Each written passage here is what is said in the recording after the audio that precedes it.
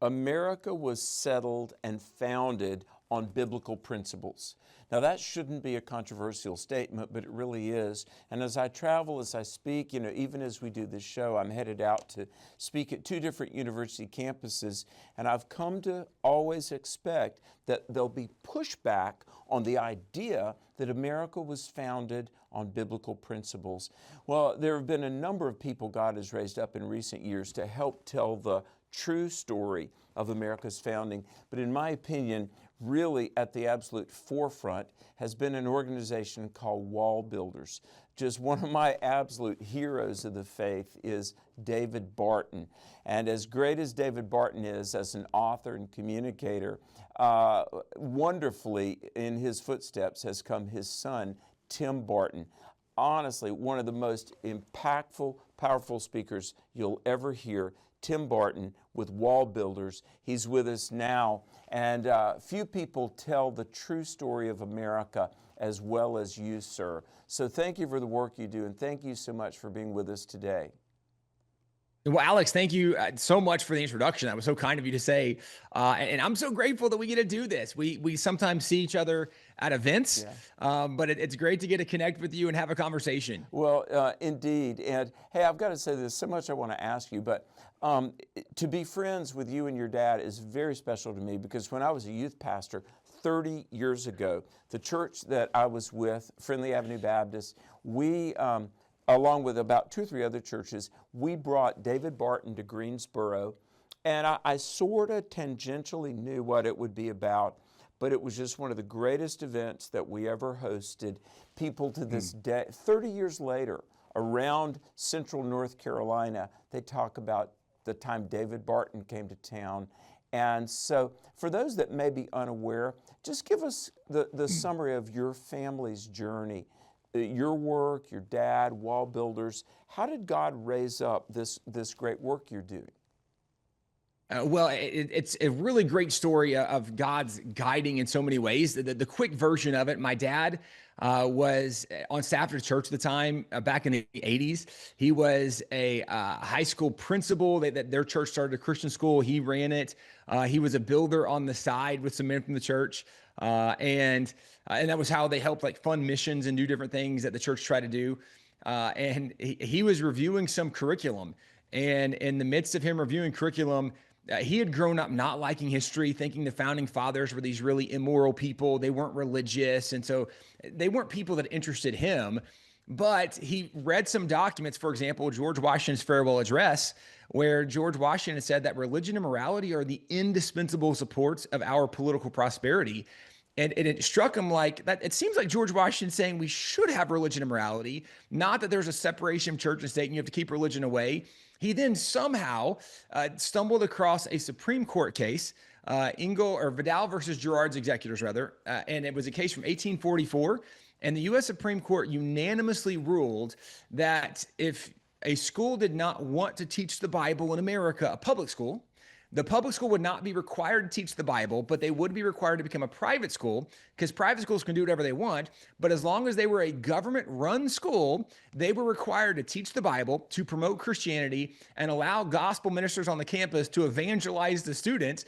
And my dad read this and went, everything that I've been told is contradicted in what I just read in this original Supreme Court case. And it led him on a journey to start saying, hey, instead of me just listening to what some professor said, why don't I go back and read some of their writings? And it started us actually collecting, where we started collecting back in the 80s. We now have what's considered one of the largest private collections of original documents from the founding era. We actually have handwritten documents from every single signer of the Declaration, every single signer of the Constitution. We have about 100,000 items in the collection, the majority of them from before 1812. And really what we do is we use those original sources to show people what the real foundation of the nation was. And as you alluded to, that it was built on Christian principles, Christian ideology. And so today when people say that it was a secular government or the founding fathers were irreligious or secularists or atheists, agnostics, deists, whatever the accusation is, we go back to the original document to say, well, here's what they actually said. And it's totally opposite of what we've been taught today. Sure. I stumbled across something last week. I was doing research for a teaching assignment I've got this week. You all may know this, but Cornell University had a constitutional professor named Carl Becker. Carl Becker was not a Christian. He wrote two pretty famous books. One was called The Heavenly City and one was called The Philosophy of America's Founders. Now, in the mid-20th century, in his day, Carl Becker was pretty much assumed to be the expert in American academia on the founders. Now listen to this quote. He said, and I quote, "The philosophy of the founders was essentially at one with the Christian faith." End of quote. So here's a guy, not a Christian, not a conservative, a constitutional expert, and he said the framers, the founders, were Christian. You know, the public needs to know these things. Yeah, back before there was so much woke ideology and indoctrination happening in academia, when there were people that were intellectually honest, and that the further we've come in the decades, more to the modern era, the more intellectually dishonest I would say a lot of academia is. Yeah. But kind of to your point, you can go back to a book from the 1980s done by Donald Lutz. He was from the University of Houston. And in his work, he wanted to see what the influence was of the founding fathers that gave us the most stable nation, the most prosperous nation in the history of the world. His book was called The Origins of American Constitutionalism. And their goal was to go through about 15,000, I think was the number, 15,000 representative writings. They ended up finding 3,154 quotes, something like that. It took them actually 10 years to do this project because you remember back in the day, if you're doing a research project, there's no internet to help you. There's no AI technology to do the research for you. You actually had to go to the library. So he got all his grad students. He worked with other professors. He actually even worked with professors from LSU. And they went through these representative writings. They found all these quotes. And when they tracked the quotes back to the original source, what they discovered was the overwhelming majority of quotes the founding fathers used in their writings was from the Bible. Yeah. And it was over 34% of all the quotes that they used. And that's what was in quotation marks because that was the parameter of their study. What's in quotation marks? Let's track that back. But what's amazing is Donald Lutz, the guy who led the study, said, there were so many obvious references to scripture and obvious quotes from scripture that we found in the writings, but because they weren't in quotation marks, we couldn't include those in the study. But had we included the obvious references, the number would have been far higher than 34%. It would have been over 40%, maybe even over 50% because of how much they quoted the Bible. And to your point, this was not a Christian conservative professor. This was just a professor intellectually honest enough to actually report the truth of what he found. And the truth of what he found is the number one source, the most influential source for the founding fathers was the Bible. So this notion of the Bible and Christianity influencing the founding fathers, that wasn't controversial until like 30 or 40 years ago, and even more so now. It used to be just known history. But in the modern Marxist propaganda campaign, there's an effort to secularize and kind of to cleanse the foundation, because if you want government to be God, then we can't have a God that gave us rights. Yeah. And so we have to rewrite that whole story to reframe government as the sovereign over us. And that's contrary to everything the founding fathers believed. Do you know, even as you and I record this morning, Tim, there was a story in the news that at Harvard University, and I know I took a grad course at Harvard, Cambridge, Massachusetts, but Harvard, conservative students, professors encouraged them not to come to class. And so help people understand there really, really is this battle between truth versus ideology and American constitutionalism, and then this attempt to upend it and impose this woke globalist order. There's really a battle going on, isn't there? There really is. For those who have not paid very close attention, this is not a very hard internet search for you to find. Do major universities discriminate against conservatives or Christians? And the answer to both is yes. And there's plenty of examples. Alex, we have lots of friends in the legal arena who defend a lot of these students. And so we know a lot of these cases.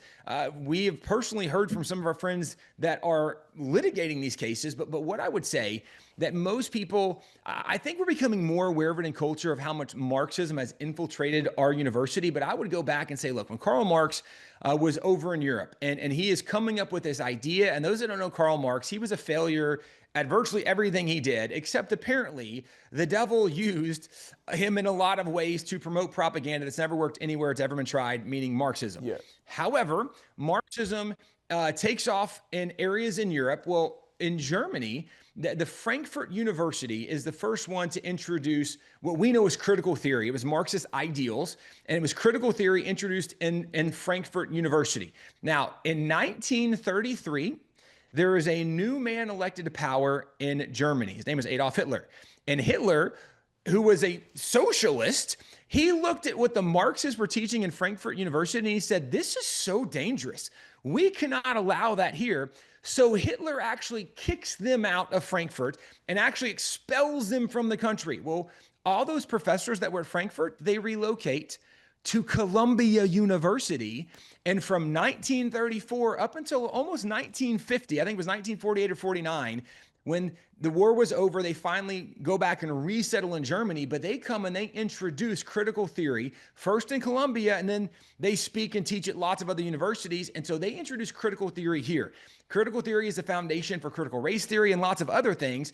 But in critical theory, what Marx taught is there's only two categories of people. It's the oppressed and the oppressor. And so all the framework is built in that category. And this is also why when people watch the news and they hear, oh, a police officer, they shot somebody, we have been programmed to think that police officers are the oppressor and whoever they shot is the oppressed. And they don't always give the details that this actually was a really violent felon who was shooting at the officers. The officer shot back. Well, CNN kind of left that part out of the headline. Yeah. But the reason people are swayed by these headlines is we have been trained in our modern era to think in a lot of Marxist ideologies. And I'm saying this because this is happening at most major universities in the nation. In fact, even at many Christian universities, this is permeating into their curricula and a lot of what they are doing. And so there's a lot of parents, probably very good-hearted, but probably naive, who don't understand the indoctrination that is happening for their kids, because this is permeating all our major academic institutions. And it's a very divisive and dangerous thing for the nation. And this is, by the way, what we've been seeing played out when you hear the Black Lives Matter protest and all the way up, right? The Antifa, the COVID, all the way up to the present. These are people that have been activated under this Marxist ideology of the oppressed and the oppressor worldview system. And this is why we are seeing them activated the way they are. It's a worldview reflection, which I know you have done a lot of teaching on some of these thoughts, but this is what they're learning and being programmed in academia. And it's not just higher education. This is literally starting from kindergarten all the way up in lots of these schools and public schools around the nation. Indeed.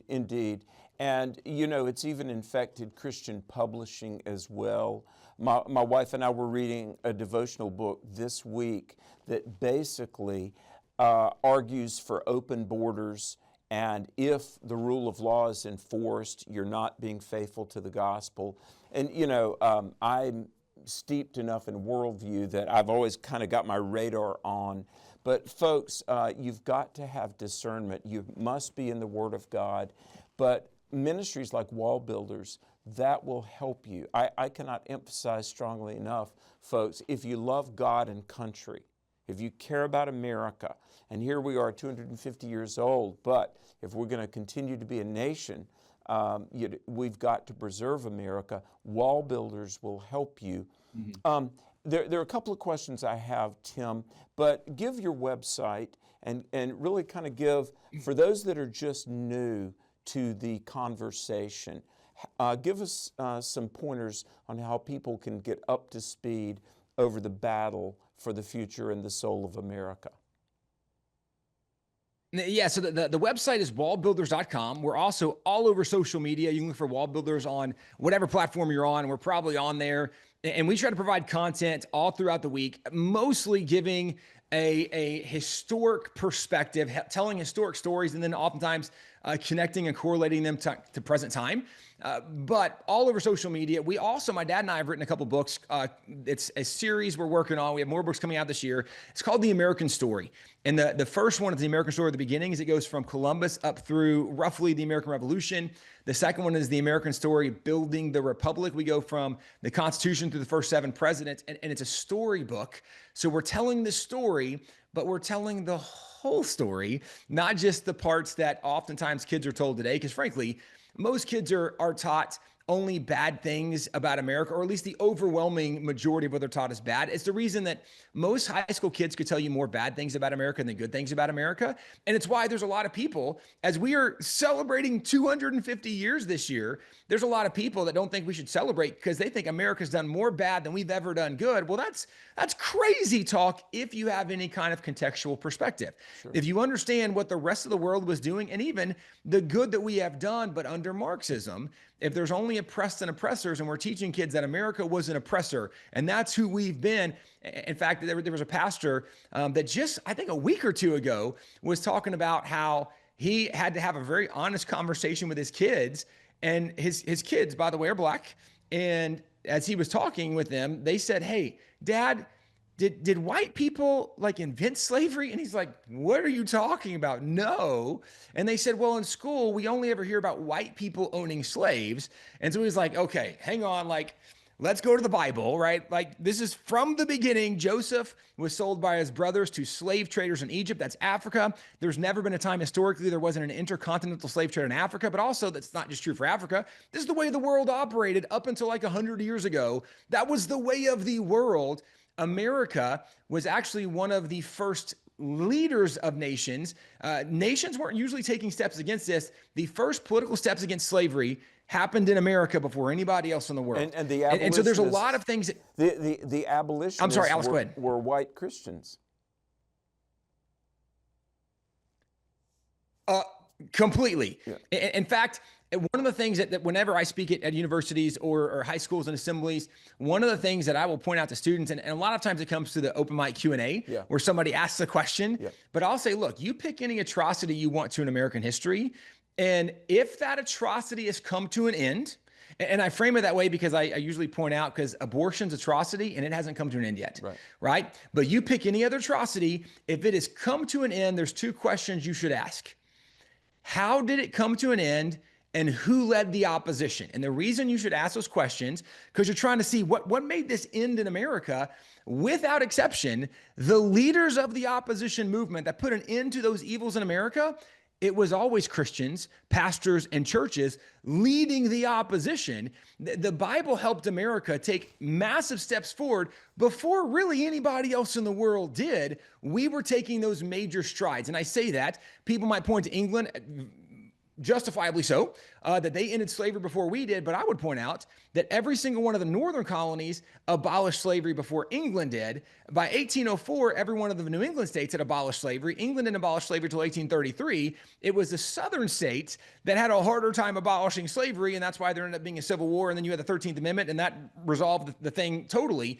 But the bottom line is, even those northern abolitionist colonies, those New England states, the reason that they had started to end slavery is because they believed what the Declaration said, that all men were created equal. But kids aren't learning that the majority of the founding fathers actually were anti-slavery. Yeah. In fact, the majority of founding fathers that signed the Declaration that owned slaves, there were 56 guys that signed the Declaration. 41 of them at some point in their life, it's argued, owned slaves.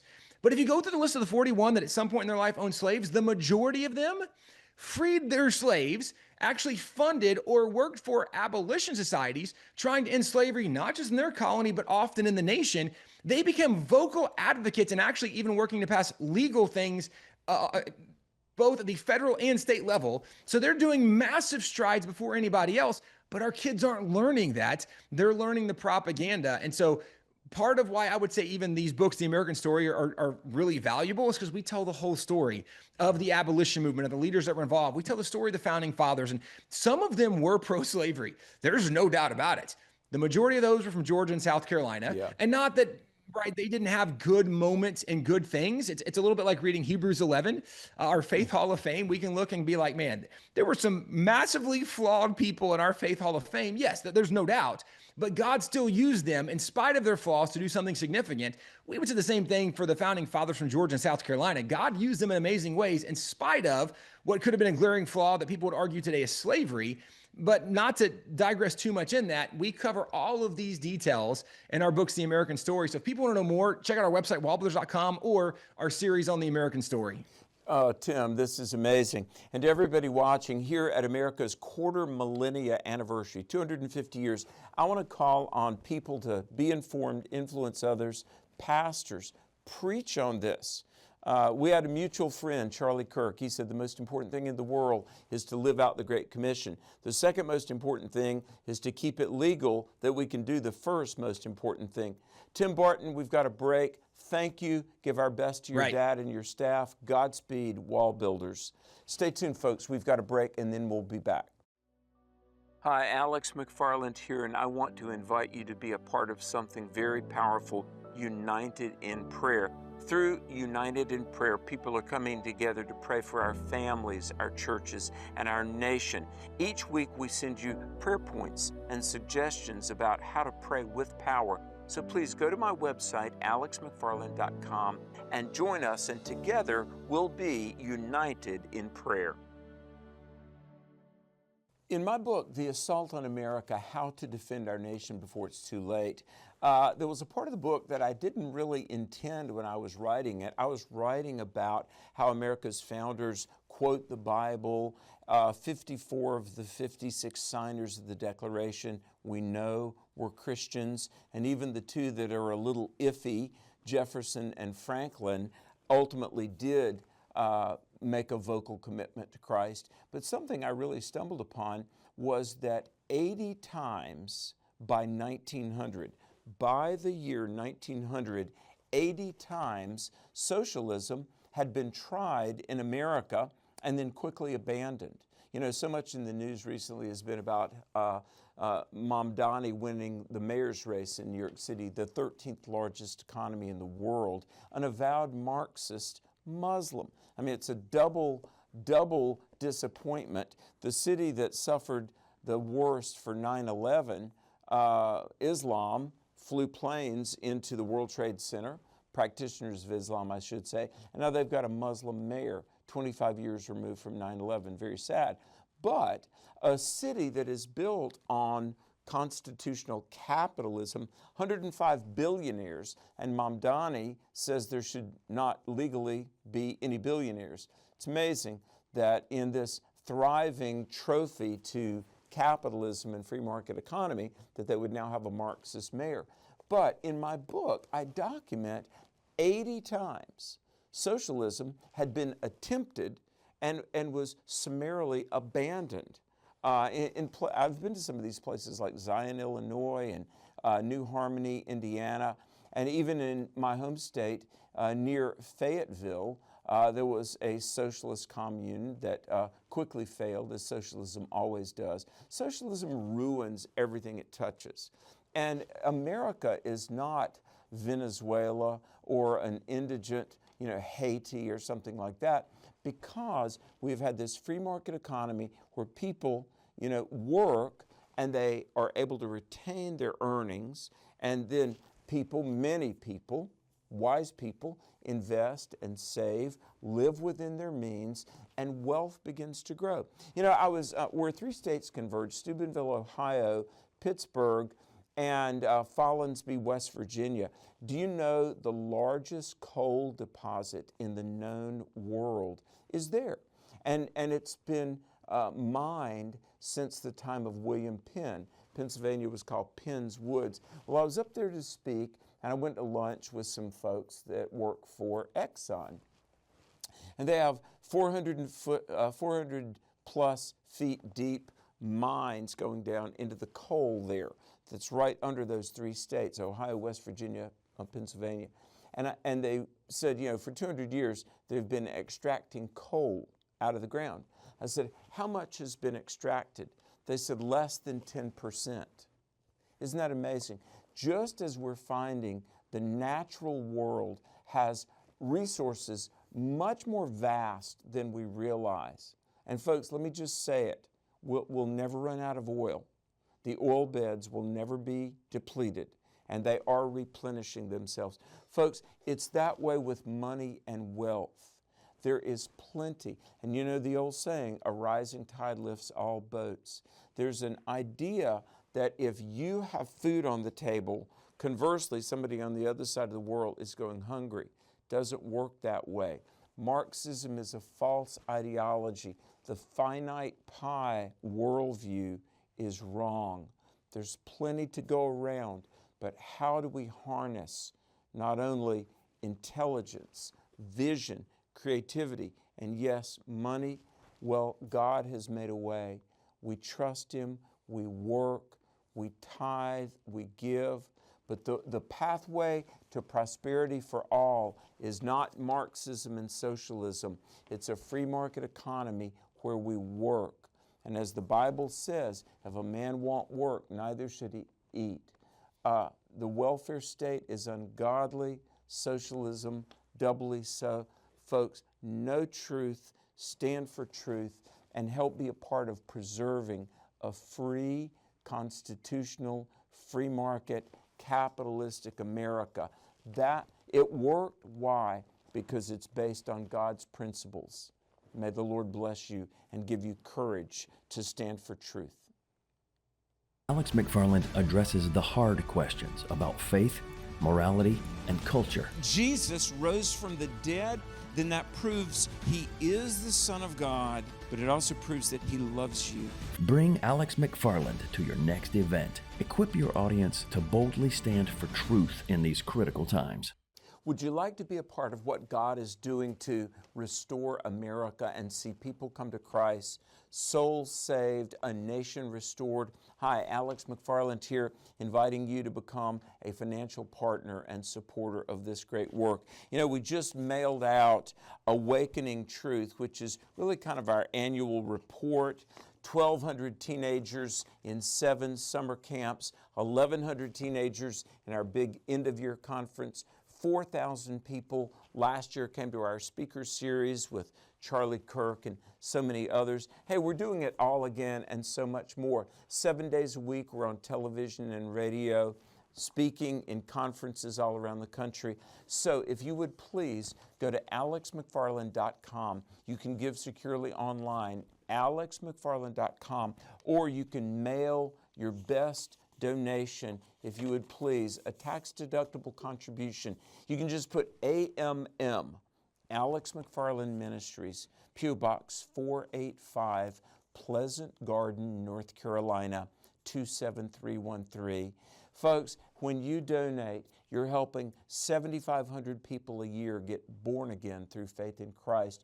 Thousands of young people learning the truth about God and country. So please pray, and please, today, send a contribution, and I thank you.